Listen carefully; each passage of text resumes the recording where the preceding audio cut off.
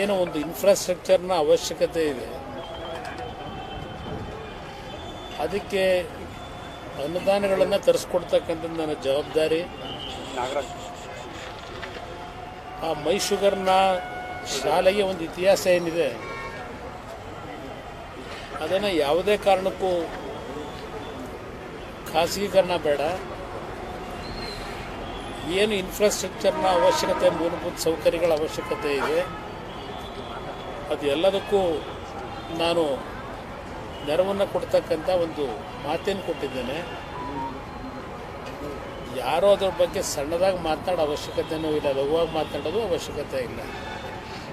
ಈಗಾಗಲೇ ಸುಮಾರು 10 ಕೋಟಿ ವೆಚ್ಚದ ಕಾಮಗಾರಿಗಳಿಗೆ ಅರ್ಜಿಯನ್ನು ಕೊಟ್ಟಿದ್ದಾರೆ. ಅದಕ್ಕೆ ಈಗಾಗಲೇ ಪ್ರೋಸೆಸ್ ನಡೀತಾ ಇದೆ. 10 ಕೋಟಿ ಹಣವನ್ನು ಸದ್ಯದಲ್ಲೇ ಕೆಲವೇ ದಿನಗಳಲ್ಲಿ ಹಣವು ಬಿಡುಗಡೆ ಆಗುತ್ತೆ. ಯಾವುದೇ ರೀತಿಯ ಅನುಮಾನಗಳು ಅವಶ್ಯಕತೆ ಇಲ್ಲ. ನಾನು ಏನು CSR ಫಂಡ್ ಮುಖಾಂತರ ನಮ್ಮ ಸರ್ಕಾರದ ಕಾರ್ಯಕ್ರಮಗಳ ಬಗ್ಗೆ ಚರ್ಚೆ ಮಾಡಲಿಕ್ಕೆ ಹೋಗೋದಿಲ್ಲ. ಆದರೆ ನನಗಿರ್ತಕ್ಕಂಥ ಅವಕಾಶ ನನ್ನ ಕೆಲವು ಇಲಾಖೆಯಲ್ಲಿ ಒಂದು PSU ಯೂನಿಟ್ಗಳೇನಿದೆ ಅಲ್ಲಿಂದ ಸ್ವಲ್ಪ ಆರ್ಥಿಕ ನೆರವುಗಳನ್ನು ಅಭಿವೃದ್ಧಿಗೆ ತರಲಿಕ್ಕೆ ಅವಕಾಶಗಳಿವೆ. ಕೆಲವರು ಭಾಳ ಲಘುವಾಗಿ ಮಾತನಾಡೋದು ಗೊತ್ತು ನನಗೆ. ನಮ್ಮ ಮತದಾರ ಬಂಧುಗಳಲ್ಲೂ ಸಹ ಒಂದು ಆಸೆ ಇರತಕ್ಕಂಥದ್ದು, ಕುಮಾರಣ್ಣ ಅವರು ಕೇಂದ್ರದಲ್ಲಿ ಕೈಗಾರಿಕಾ ಮಂತ್ರಿಗಳಿದ್ದಾರೆ, ಯಾವುದಾದ್ರೂ ಕಾರ್ಖಾನೆಗಳನ್ನು ಜಿಲ್ಲೆಗೆ ತರಬೇಕು, ಅದರ ಮುಖಾಂತರ ನಿರುದ್ಯೋಗ ಸಮಸ್ಯೆಗೆ ಪರಿಹಾರ ದೊರಕಿಸಬೇಕು ಅಂತಕ್ಕಂಥದ್ದು ಭಾಳ ಜನಗಳ ಅಭಿಪ್ರಾಯವೂ ಇದೆ, ಆಸೆನೂ ಇಟ್ಕೊಂಡಿದ್ದಾರೆ. ಒಂದು ಮಾಧ್ಯಮದ ಸ್ನೇಹಿತರ ಮುಖಾಂತರ ನಾನು ಜಿಲ್ಲೆಯ ನನ್ನ ಬಂಧುಗಳಿಗೆ ಮನವಿ ಮಾಡ್ತಕ್ಕಂಥದ್ದು, ಕೈಗಾರಿಕಾ ಮಂತ್ರಿ ಅಂತಕ್ಕಂಥದ್ದೇನಿದೆ ದೆಹಲಿನಲ್ಲಿ, ಇವತ್ತು ಕೈಗಾರಿಕೆಗಳನ್ನು ತರತಕ್ಕಂಥ ಅಧಿಕಾರಗಳು ಇರ್ತಕ್ಕಂಥದ್ದು ರಾಜ್ಯ ಸರ್ಕಾರದಲ್ಲೇ. ಕೈಗಾರಿಕಾ ಮಂತ್ರಿ ಇರ್ಬೋದು ನಾನು, ಆದರೆ ಕೆಲವು ಕೇಂದ್ರ ಸರ್ಕಾರದಲ್ಲಿ ಇರ್ತಕ್ಕಂಥ ಕೆಲವು ಸ್ಕೀಮ್ಗಳೇನಿದೆ, ಕೈಗಾರಿಕೆಗಳ ಒಂದು ಪ್ರೋತ್ಸಾಹ ಕೊಡ್ತಕ್ಕಂಥ ಕೆಲವು ಸ್ಕೀಮ್ಗಳನ್ನು ಅನುಷ್ಠಾನಕ್ಕೆ ತರತಕ್ಕಂಥ ಒಂದು ಲಿಮಿಟೇಷನ್ ಅಷ್ಟೇ ನಂದು. ರಾಜ್ಯ ಸರ್ಕಾರದ ವ್ಯಾಪ್ತಿನಲ್ಲಿ ಇವತ್ತು ನೀವು ಪ್ರತಿನಿತ್ಯ ನೋಡ್ತಾ ಇದ್ದೀರಿ, ಪಕ್ಕದ ಆಂಧ್ರ ಪ್ರದೇಶ ನಮ್ಮ ರಾಜ್ಯದ ನಡುವೆ ನಡೀತಾ ಇರತಕ್ಕಂಥ ಪೈಪೋಟಿ ನೀವು ನೋಡ್ತಾ ಇದ್ದೀರಿ. ಇಲ್ಲಿ ನಾನು VSLನ ಕಾರ್ಖಾನೆ ಭದ್ರಾವತಿನಲ್ಲಿ, ಅದು ನನ್ನ ಪರ್ವಿನಲ್ಲಿ ಬರ್ತದೆ, ಅದು ನಿಲ್ಲಿಸಿದ್ದಾರೆ. ಅದಕ್ಕೆ ಹೊಸ ಮರುಜೀವ ಕೊಡ್ತಕ್ಕಂಥದ್ದಕ್ಕೆ ಪ್ರಾಮಾಣಿಕವಾಗಿ ಪ್ರಯತ್ನ ಪಟ್ಟಿದ್ದೇನೆ. ಅದು ಈ ಡಿಸೆಂಬರ್ನೊಳಗೆ ಕಾರ್ಯಾರಂಭವೂ ಆಗ್ತಕ್ಕಂಥ ಒಂದು ವಾತಾವರಣ ಈಗಾಗಲೇ ತೀರ್ಮಾನ ತೆಗೆದುಕೊಂಡಿದ್ದೇನೆ.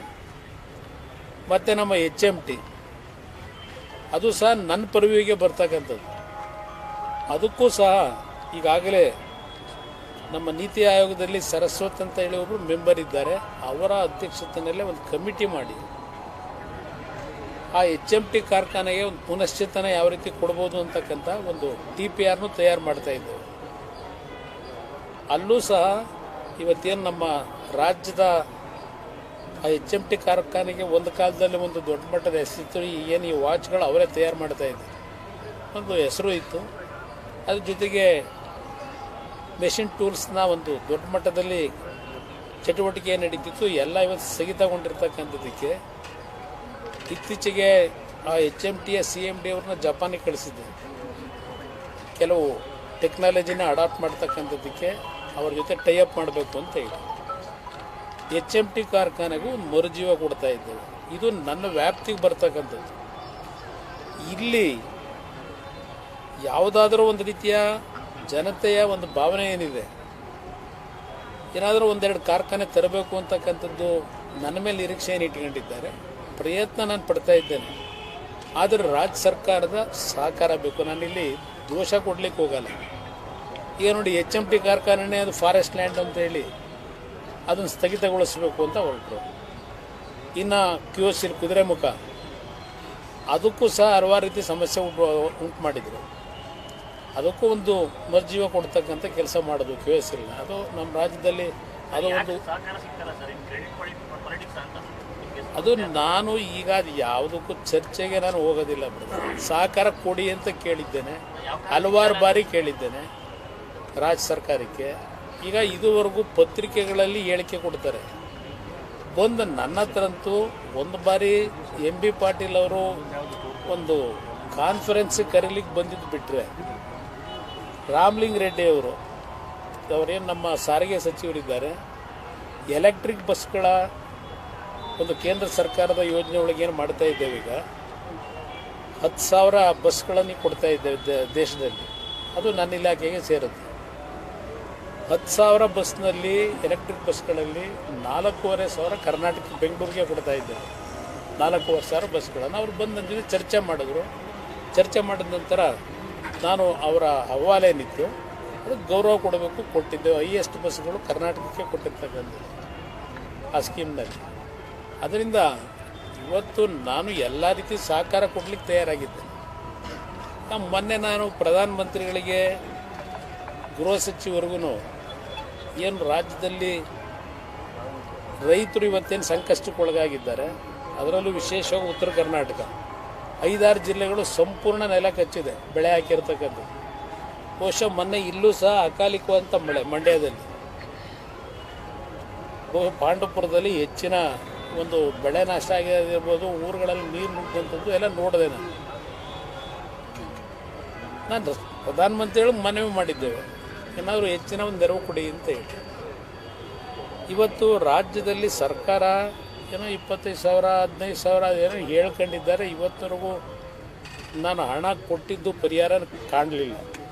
ಮೊನ್ನೆ ಕಲಬುರಗಿನಲ್ಲೂ ಸಹ ಬಂದ್ ಆಚರಣೆ ಮಾಡಿದ್ದಾರೆ ರೈತರು, ಇನ್ನೂ ಪರಿಹಾರ ಕೊಡಲಿಲ್ಲ ಅಂತೇಳಿ.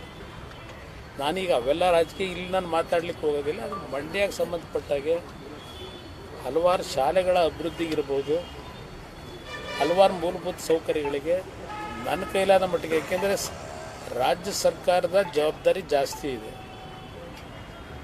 ಇಲ್ಲಿ ಹಲವಾರು ಸಮಸ್ಯೆಗಳು ನಾನು ಹೊರಗಡೆ ಹೇಳ್ತಕ್ಕಂಥದ್ದಕ್ಕಾಗಲ್ಲ, ಕೆಲವು ವಿಷಯಗಳನ್ನು, ಸೂಕ್ಷ್ಮವಾದಂಥ ವಿಚಾರಗಳು.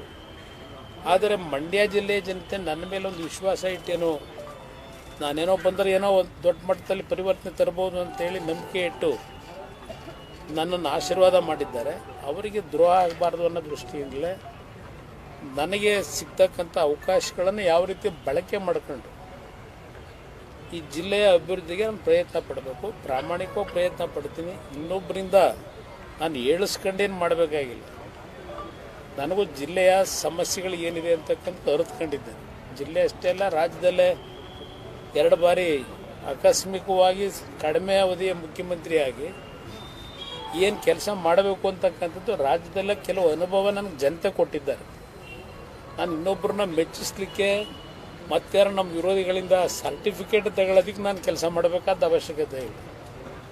ನನ್ನ ಆತ್ಮಸಾಕ್ಷಿಗೆ ಕೆಲಸವನ್ನು ನಾನೇನು ಮಾಡಬೇಕು, ಅದನ್ನು ಪ್ರಾಮಾಣಿಕವಾಗಿ ಈ ಜಿಲ್ಲೆಯ ಒಂದು ಅಭಿವೃದ್ಧಿಗೆ ಪ್ರಯತ್ನ ಪಡೋದಷ್ಟೇ ಅಲ್ಲ, ಈ ಜಿಲ್ಲೆಯ ಜನತೆ ನನಗೆ ಇವತ್ತೇನು ಒಂದು ಲೋಕಸಭಾ ಸದಸ್ಯನ ಮಾಡಿದ್ದಾರೆ, ಮಂತ್ರಿ ಆಗ್ತಕ್ಕಂಥ ಅವಕಾಶ ಕಲ್ಪಿಸಿಕೊಟ್ಟಿದ್ದಾರೆ. ಯಾವುದೇ ಕಾರಣಕ್ಕೂ ಅವರಿಗೆ ಅಗೌರವ ತರ್ತಕ್ಕಂಥ ರೀತಿಯ, ಚ್ಯುತಿ ತರ್ತಕ್ಕಂಥ ರೀತಿಯ ಒಂದು ಕಾರ್ಯಕ್ರಮಗಳಿಗೆ ಅವಕಾಶ ಕೊಡದೆ ಪ್ರಾಮಾಣಿಕವಾಗಿ ಜಿಲ್ಲೆಯ ಜನತೆ ಋಣ ತೀರಿಸಲಿಕ್ಕೆ ಪ್ರಯತ್ನ ಪಡ್ತಾರೆ.